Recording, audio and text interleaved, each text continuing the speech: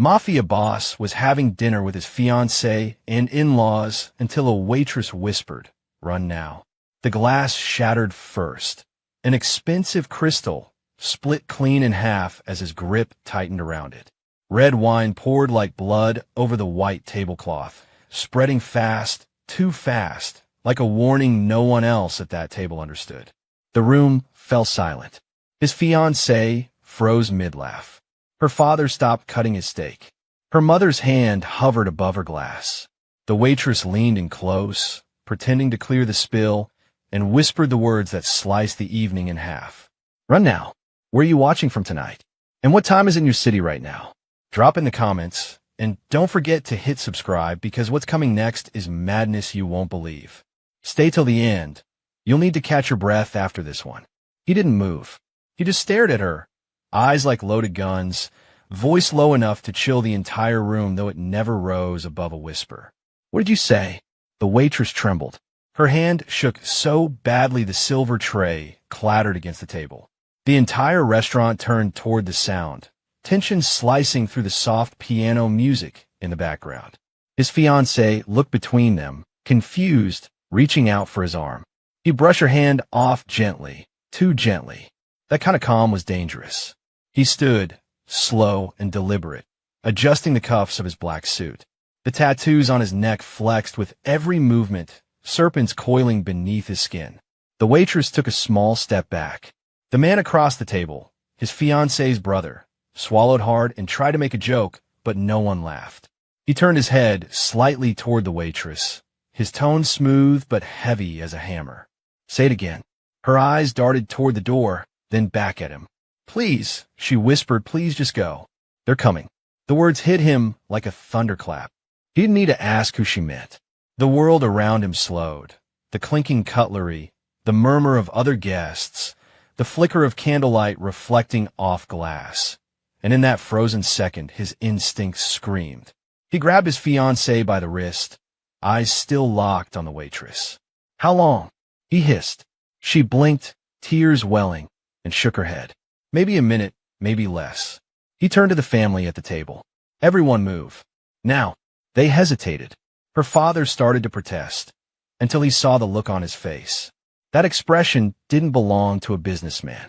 It belonged to a man who'd survived every ambush that should have killed him. He pulled her from her chair and started toward the exit, his other hand sliding into his jacket for the cold steel resting there. The waitress stumbled after them. The lights flickered. Somewhere in the distance, an engine roared. The front door slammed open. Men in black masks spilled inside with weapons drawn. His blood went cold. "Get down," he barked, flipping the nearest table as cover. The sound of gunfire tore through the restaurant like thunder cracking marble. Screams filled the air. He shoved his fiancée to the floor and returned fire. Every movement precise, controlled chaos in human form. Glass shattered, plates exploded, and the elegant dining room became a war zone. Her mother crawled beneath the table, sobbing. Her brother tried to pull her to safety. The waitress screamed when a bullet grazed her shoulder. He kept shooting until the magazine clicked empty, then ducked, dragged his fiancée by the arm, and moved for the back door. The smell of gunpowder burned in the air. He could hear the thud of boots closing in, the orders shouted in languages his fiancée couldn't understand. She was shaking uncontrollably, trying to ask what was happening, but he couldn't answer.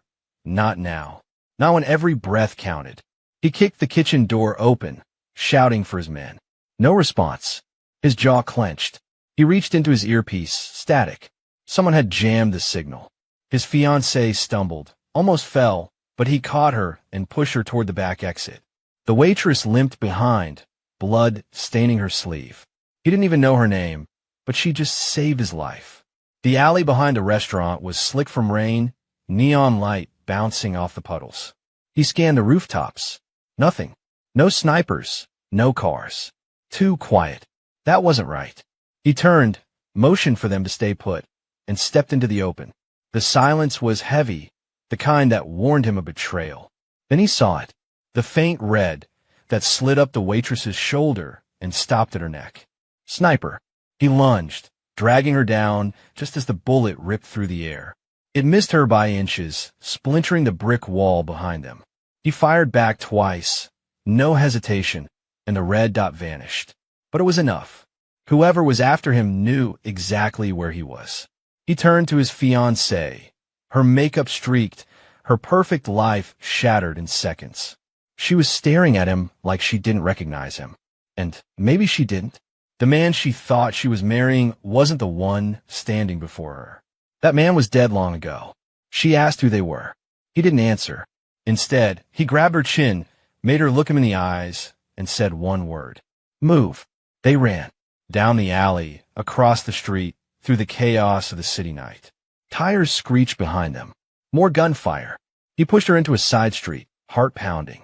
His mind was already 5 moves ahead, calculating escape routes, who could have sold him out, and why they'd chosen tonight, this dinner, this exact moment, to strike.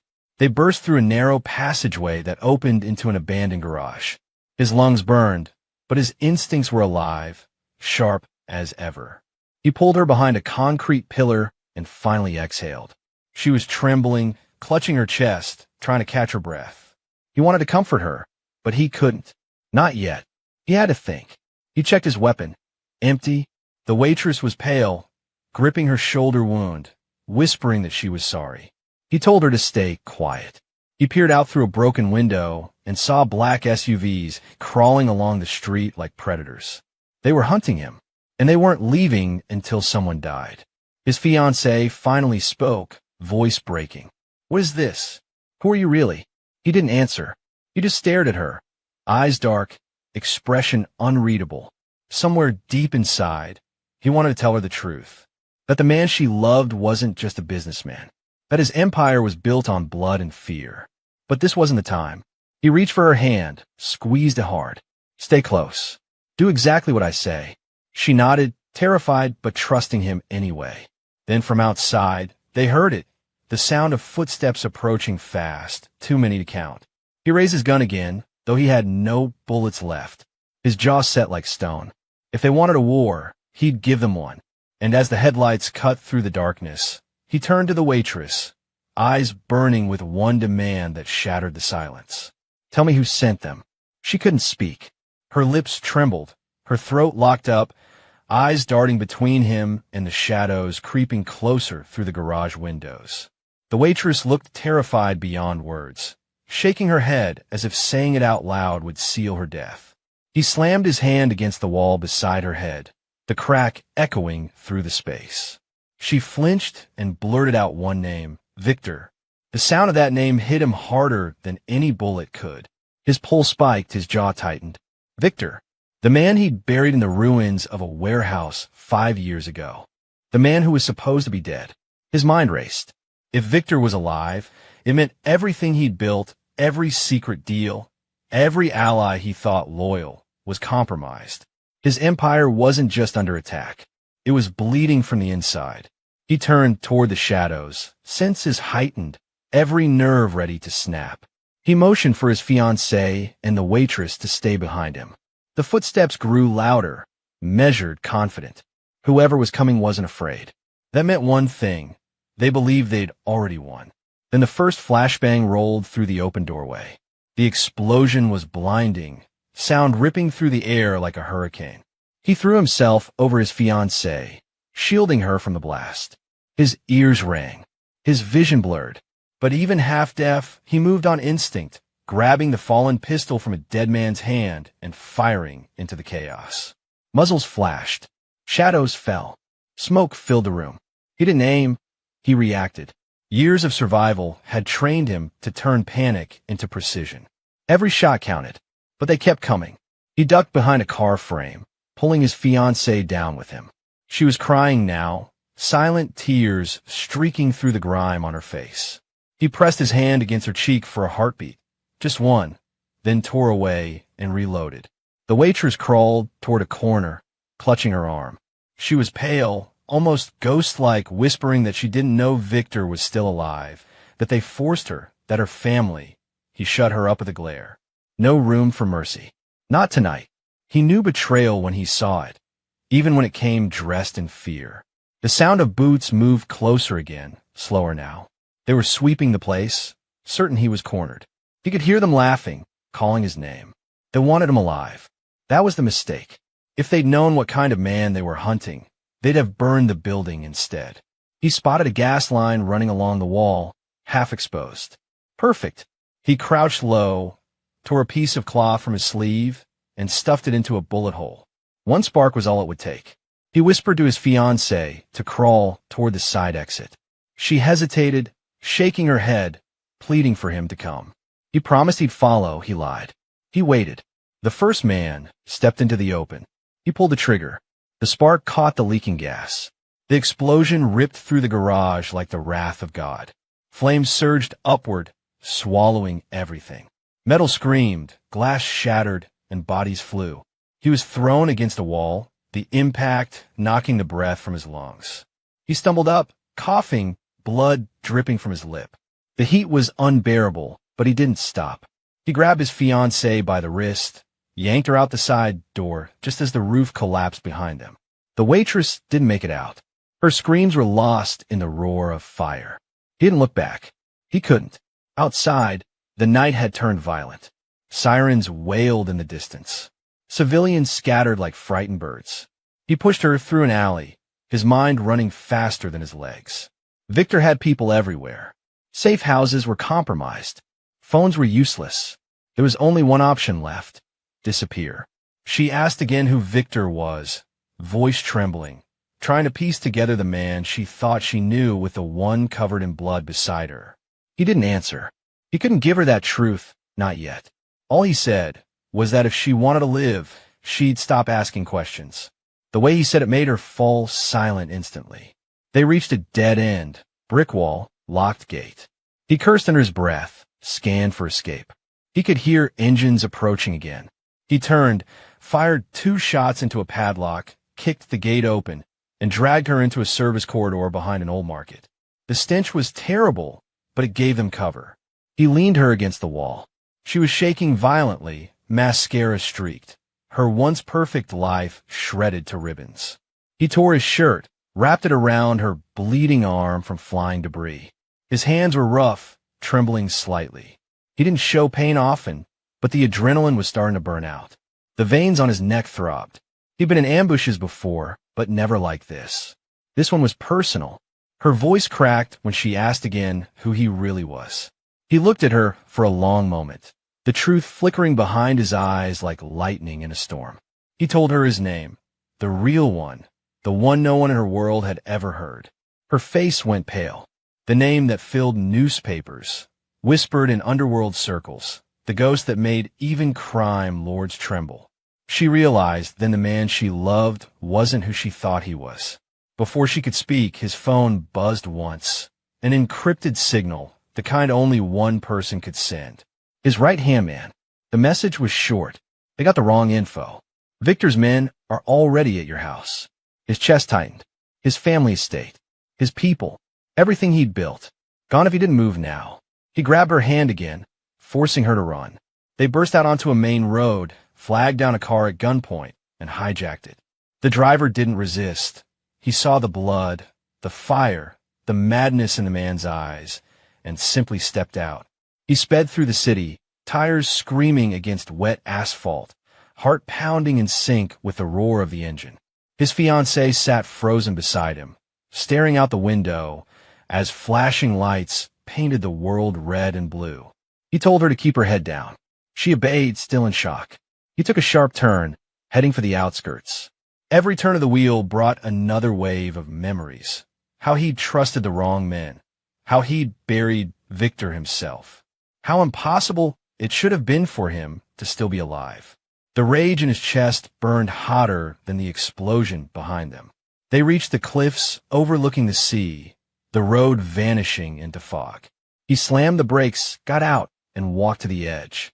The wind tore through his hair, rain lashing against his face.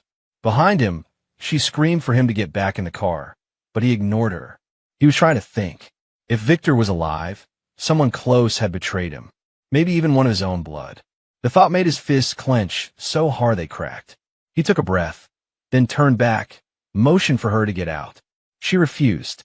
He walked up, opened her door, and pulled her gently but firmly to her feet. He told her that from this moment on, she was part of something she didn't understand, that if she stayed with him, there'd be no going back. Her voice broke when she said she didn't want this life. He nodded. Neither did I. He whispered, but they made me choose it. Before he could say more, a shot echoed from the distance. The car window shattered beside her head. He shoved her down and returned fire. Another car emerged from the fog, headlights blinding, bullets raining. He pushed her behind a rock and fired until the clip emptied again. The attackers closed in fast, engines roaring. He knew they wouldn't stop. He ran to the trunk, popped it open, and pulled out a duffel bag filled with weapons, his emergency cash. His fiancée stared at him like she'd fallen into a nightmare. He loaded 2 rifles, tossed one to her, and told her to shoot if she had to. She shook her head, terrified. He grabbed her chin again, eyes burning through hers. Do it, or we both die here. That snapped her. She raised the gun, trembling. The first car skidded to a halt. Men jumped out, shouting orders. He didn't wait. He opened fire, cutting them down one by one. The rain made the air electric, every bullet sparking off metal and stone. She screamed as one got too close, pulled the trigger without thinking, and watched a man drop. Her hands shook violently, tears spilling, but she'd done it. He looked back at her, saw the horror in her eyes, but also the spark, the survival instinct awakening. He didn't say a word, just reloaded and kept firing. The last man, standing, shouted something in Russian, then charged. He met him halfway, knife flashing. The fight was brutal, fast, animalistic. Blood sprayed, fists cracked, and when it was over, the man lay motionless at his feet. He stood over the body, chest heaving, rain washing the blood from his hands. His fiancée crawled toward him, shaking. He pulled her up, pressed his forehead against hers, both of them gasping in the storm. Somewhere in the distance, another explosion echoed his estate, his entire empire going up in flames. He didn't even look back. They were already coming for him again. And this time, he wasn't running. His body trembled from the adrenaline still ripping through his veins, rain mixing with the blood on his face as he stared at the orange glow in the distance, the estate burning. The flames stretched high, licking at the black sky like they wanted to drag heaven itself down into hell. Every piece of him wanted to go back, to save what was his, to tear apart whoever dared touch his home. But he knew better. That wasn't a fire he could put out with bullets. That was a message. And the message was clear. Victor was back. He shoved the rifle into the car, slammed the door, and turned to his fiancée. She stood frozen in shock, hair plastered to her face, mascara streaking down her cheeks, clutching the gun like it was the only thing keeping her upright. He grabbed her by the shoulders, forcing her to meet his eyes. She started shaking her head, saying she couldn't do this, couldn't be part of this life. He told her there was no more choosing. They'd already chosen for her when they tried to kill her. He pulled her into the car, gunned the engine, and tore off down the road, tires hissing on the wet asphalt. His mind was a storm. Memories, names, deals, betrayals. Everything blurred together. Victor, the one ghost he never wanted to face. He thought about the night he left Victor bleeding out in that warehouse. Thought about the gunshot, the silence that followed, the way he'd walked away without looking back. Now the silence was gone. Now it screamed at him from every direction. She asked where they were going, voice barely a whisper. He didn't answer. He just drove. She asked again. He snapped, slamming his hand against the steering wheel, telling her he needed silence to think. She recoiled, tears falling harder, but stayed quiet. The guilt hit him immediately, but there was no time for softness. Not tonight. Not when every second mattered. He pulled off the highway, taking a dirt road through the forest. The car bounced violently, but he didn't care. He needed to vanish, needed a place no one would think to look. Eventually, he stopped at a half-collapsed cabin deep in the woods. It wasn't much, but would buy them time. He grabbed the duffel, checked the weapons, and ordered her to stay inside while he scouted the perimeter. She refused. She said she wasn't going to sit alone in the dark, not after what happened. He stared at her, jaw tight, but nodded. Fine. She could stay close. Just don't make a sound. He moved through the trees, senses sharp. Every crack of a twig made him twitch.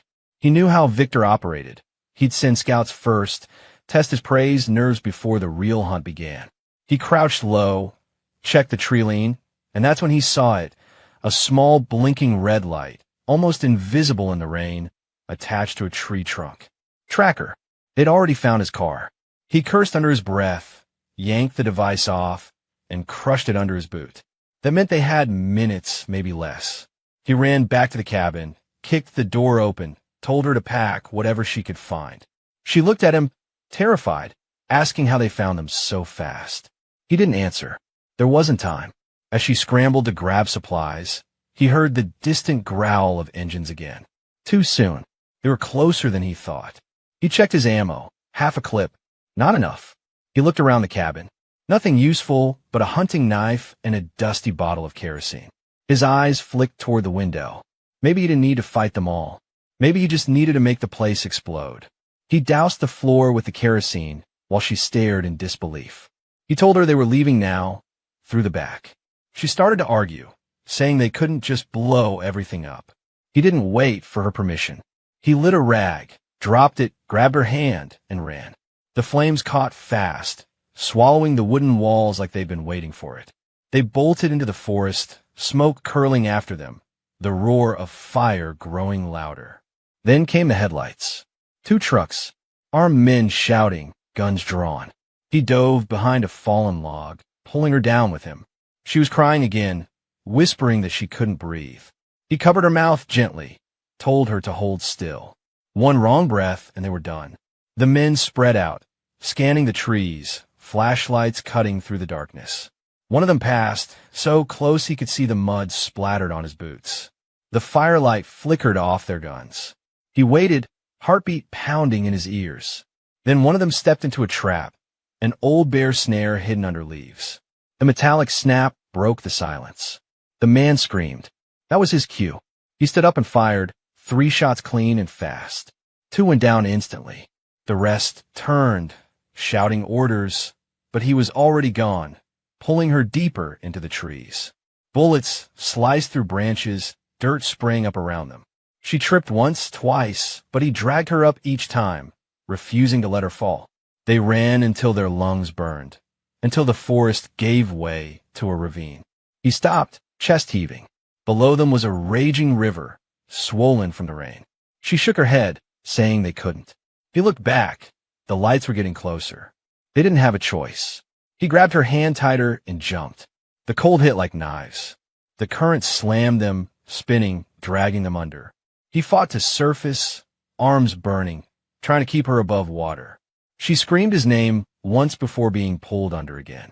He dove, grabbed her wrist, kicked with everything he had. The river didn't care. It wanted to take them both. Finally, they crashed against a boulder near the bank. He pulled her out, coughing, gasping, half-conscious. He checked her pulse. Weak but there. He pressed his forehead to hers for a moment, just long enough to feel her breath, before dragging her further inland. Hours passed before she woke. He had a small fire going now, using what little dry wood he could find. She stirred, eyes wide, whispering that she thought she was dead. He told her she almost was. Then he handed her a piece of cloth to dry off. His voice was softer now, the edge dulled by exhaustion. She asked again about Victor. Why was he doing this? Why come after them now? He looked at her for a long time, jaw clenching. He told her the truth this time. That Victor had been his brother, not by blood, but by something stronger. They built their empire together, survived wars, shared the same table, same enemies. But greed destroyed everything. Victor wanted it all, and when he couldn't have it, he tried to kill him. He thought he finished it that night in the warehouse. But now here they were. She stared at him, tears in her eyes. She said this would never stop, that Victor wouldn't quit until one of them was dead. He didn't argue. He just nodded. She asked what he was going to do. He said the only thing left to do, hunt the ghost that came back to life. Before dawn, they moved again. He scavenged clothes, stole a car from a roadside shack, and drove south. The plan was to get to an old contact, a weapons dealer who owed him favors. Every mile felt heavier. She sat beside him, silent now, clutching her jacket tight. She wasn't the same woman anymore. Fear had burned that version of her away. What was left was something harder, colder. They reached a small border town by morning. He parked in an alley and told her to wait in the car while he handled business. She refused. She said she was done waiting, done hiding. He stared at her for a second, then smirked. There was steel in her voice now. Fine. She could come. Inside the rundown bar, smoke and tension filled the air. He found his contact, a man named Pavel. The moment their eyes met, the room went still. Pavel looked nervous, too nervous. The wrong kind of nervous. He asked where the guns were. Pavel hesitated. That was all he needed to know. He drew his weapon in one swift motion, pressing it against Pavel's throat. Pavel cracked instantly, spilling everything. Victor had already been here. He'd offered double the money, double the power. He bought everyone. The rage that filled his chest was volcanic. He wanted to pull the trigger right there, but he needed Pavel alive. He told him to deliver a message. Tell Victor I'm coming. Tell him I'm done running. He grabbed his fiancée's hand and stormed out. Outside, the air felt electric again. War was coming, and he could feel it in his bones. She looked at him, asking what now. He turned, eyes dark, voice steady. Now we burn his world to the ground. He didn't wait for her response. He slammed the car, door shut, engine roaring like a beast waking from its cage. The fire in his veins was back, hotter than before. The world outside blurred into streaks of gray and red as he drove through the border town, every corner of his mind already plotting Victor's downfall. The woman beside him, once trembling and unsure, now sat silent, a storm brewing behind her eyes. She didn't ask where they were going this time. She didn't need to. Wherever this road led, she knew there was no turning back. He reached into the glove compartment, pulled out a burner phone, and smashed it against the dashboard. Too many eyes, too many ears. Everything had to be clean. He told her to do the same with hers. She hesitated for half a second, then threw her phone out the window without a word. He gave a tight nod. She was learning. The rain started again, hard and fast. He could barely see through the windshield, but it didn't matter. His mind was sharper now, focused. Every thought pointed at one target.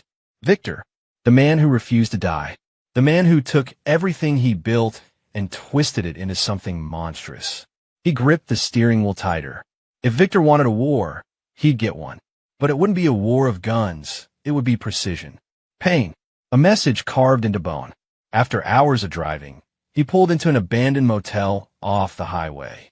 The neon sign flickered, half dead. Perfect. They checked in under fake names, just two travelers escaping the rain.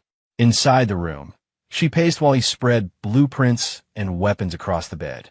He had maps of Victor's known routes, stash houses, and lieutenants. Years ago, he designed those routes himself. Every weak point, every fallback plan, it was all his design. And now he'd use it against him. She stopped pacing, watching him load his gun. She told him she wanted to help. He laughed, short, humorless. She said she wasn't asking for permission. He turned to her, eyes cold, saying this wasn't her fight. She took a step closer, her voice cracking but fierce, saying it became her fight the moment Victor burned their home. The words hit him harder than bullets. He stared at her for a long time before tossing her a smaller handgun. She caught it awkwardly, hands trembling, but he saw something in her face, a fire that matched his own. They didn't sleep that night. He spent hours wiring the car with traps, cleaning weapons, memorizing routes. She sat beside him, asking questions, learning fast. By dawn, she was loading magazines like she'd done it all her life. When the sun finally crept over the horizon, he told her this was it, the beginning of the end. She nodded once, no hesitation. The first stop was a warehouse near the docks. It used to be one of Victor's smaller outposts, a smuggling checkpoint. He'd heard it was now a distribution center for weapons and cash, fuel for Victor's army. As they approached, he could already see movement, armed guards patrolling. He told her to stay low and wait for his signal. She didn't argue. He slipped into the shadows, silent, fast, a ghost among steel and smoke. Two guards stood by the entrance, laughing about something. He was behind them before they even realized. 2 hits, quick, brutal. They dropped without a sound. He dragged them out of sight, took one of their radios, and slipped inside. The smell of oil and gunpowder filled the air. Crates stacked high, trucks loaded with cash, men shouting orders. He counted at least a dozen. He smirked. Good. More witnesses. He moved fast, planting small charges along the walls. Each one a promise. When he finished, he stepped out from behind a truck and fired into the air. Chaos erupted instantly. Men scrambled for cover, shouting his name like a curse. He didn't hide. He wanted them to see him. He wanted word to reach Victor that his ghost had come back to life. The gunfight was pure madness. Bullets tore through crates, glass shattered, bodies dropped. She joined from outside, covering his flank like she'd been doing it for years. Every time he moved, she followed his rhythm perfectly, 2 shots cover move. When the last man fell, he detonated the charges. The explosion ripped through the night, sending a wall of fire into the sky. He stood there, watching it burn, breathing heavy, adrenaline singing in his blood. She came up beside him, hands still shaking, but her smile was wild, fearless. He told her this was just the beginning. Victor would hear about it within the hour, and when he did, he'd strike back harder. That was exactly what he wanted. By nightfall, news of the explosion had already spread. He could feel the heat of the hunt turning toward him. Every old contact, every ally he thought he'd lost, phones were ringing again. Some wanted in, some wanted him dead. The underworld was awake now. They stopped at a gas station off the main road to regroup. She stayed in the car while he went inside. As he paid for supplies, he caught sight of a TV in the corner. The screen showed grainy footage of the explosion. Then Victor's face appeared, calm, collected, eyes like a serpent. He was giving a statement, pretending to be some philanthropist talking about reconstruction efforts. Lies so polished they could shine. The sight made his fists clench. He walked out without saying a word, hands trembling from rage. She asked what was wrong, but he didn't answer. He just drove. Faster. Harder. The road ahead was a blur. Then the headlights appeared. Black SUVs in the mirror. Too close. Too synchronized. He cursed under his breath and told her to get ready. The SUVs accelerated. The first shots came fast, shattering the rear window. She screamed but kept her gun steady. He swerved, tires screeching, returning fire through the broken glass. Sparks flew as bullets ricocheted off metal. They were being boxed in. 3 cars now, 1 in front, 2 behind. He yanked the handbrake, spinning the car sideways, slamming into one of the SUVs. The impact sent it flipping into a ditch. The others tried to surround them, but he floored the accelerator, ramming straight through. The sound of crunching steel echoed through the air. One SUV burst into flames. They made it out barely, smoke trailing from their engine. He turned off the main road, weaving through side streets until they lost sight of the pursuers. She sat there, panting, staring at him like he was something she couldn't fully understand. He was bleeding again, from his arm, his neck, but he didn't care. Pain didn't matter anymore. Only the mission did. They pulled into another safe house, an old mechanic's garage he once used for deals. Inside, he collapsed into a chair, breathing hard. She rushed to patch him up, hands shaking but determined. He didn't stop her. For the first time in a long time, he let someone else help. When she finished, he grabbed her hand and told her the truth, the full truth this time. He told her about Victor's plan, how he'd been building something bigger than money or power, a network that reached politicians, police, even military officers, a shadow government. Victor wasn't just coming for revenge. He was coming for control. Her face went pale, but she didn't back down. She asked what they could possibly do against that kind of power. He looked at her with that cold, unshakable calm that had once made entire rooms go silent. He said they'd take it apart piece by piece, one betrayal at a time. That night, they made a list. Every name that had switched sides. Every contact who fed Victor intel. Every rat in his old empire. When they were done, there were 14 names. 14 people who thought they were safe. He looked at the list and said one thing. None of them will see sunrise. She stared at him for a long moment, then nodded. There was no fear left in her. Only resolve. He wiped the blood off his face, loaded his gun, and looked out the cracked window into the night. Somewhere out there, Victor was smiling, thinking he was still in control. But he wasn't. Not anymore. The war had already begun, And this time, there would be no mercy, no negotiations, no forgiveness.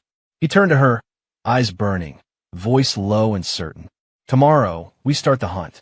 The night bled into morning, and the city woke trembling. Word spread fast. Every underworld ear heard the whisper before sunrise. The ghost had returned, and he wasn't hunting quietly anymore. 14 names. 14 marks. The woman beside him, no longer the trembling waitress from that dinner, now wore the cold determination of someone who had lost everything and refused to lose again. Together, they were a storm, moving through the city like vengeance itself.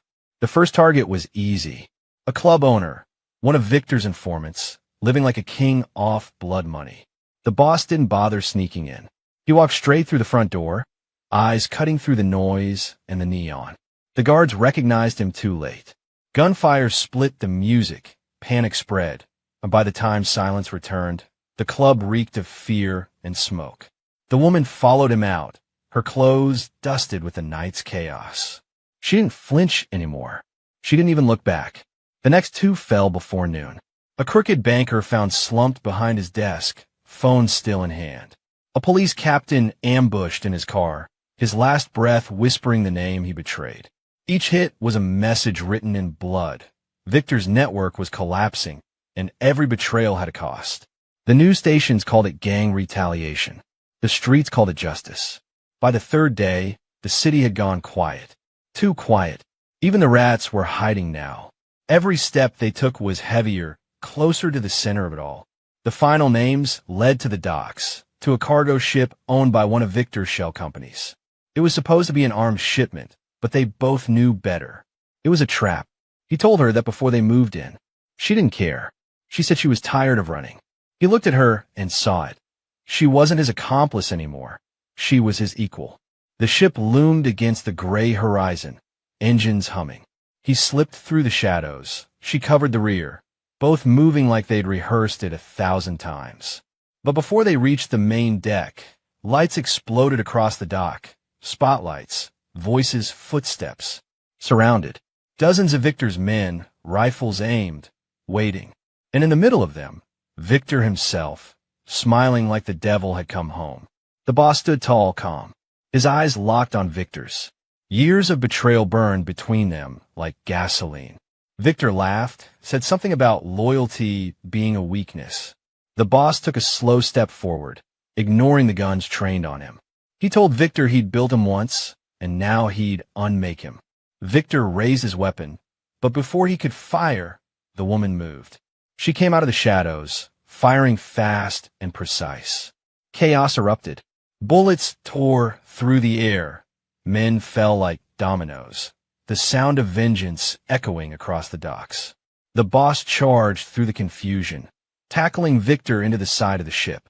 They struggled, fists in fury, years of hate crashing in every blow. Victor fought dirty, pulling a knife, slashing across his shoulder. The pain was white-hot, but the boss didn't stop. He drove his knee into Victor's chest, grabbed the knife, and turned it back on him. The blade met flesh, and Victor's grin vanished. He gasped, eyes wide, disbelief frozen on his face. The boss leaned close, whispering something only Victor could hear before letting him fall. The dock went silent again, except for the waves hitting metal and the sound of her breathing beside him. She stared at him, shaking, gun still raised. He told her it was over, but she didn't believe it, because for people like them, it was never really over. The cost of survival was too high. She said his name softly, asking what came next. He looked at her, eyes hollow but alive, and said they'd disappear. Burn it all. Start clean. Together, they torched the ship. Flames roared, painting the sky orange. Everything Victor built turned to ash before dawn. They stood side by side, watching the fire devour the past. The boss said nothing. She reached for his hand, and this time, he didn't pull away. When morning came, the city whispered again. The Mafia boss was gone. So was the woman who helped him. No bodies, no traces, just silence and smoke. Some said they died in the fire. Others said they left the country, new names, new lives. But in every dark corner, every deal made in shadow, one rule became legend. Never cross the ghost who walked away from the flames. Because justice in his world wasn't about law. It was personal, and it always came collecting. When revenge burns hotter than fear, even the most powerful fall. In a world ruled by blood and betrayal, love became both weapon and salvation. By dawn, they vanished into silence, but their story lingered, a reminder that every empire built on lies eventually meets its fire. If this story gripped you, smash that subscribe button, tell us where you're watching from, drop a comment, and share it. Another wild mafia tale drops soon.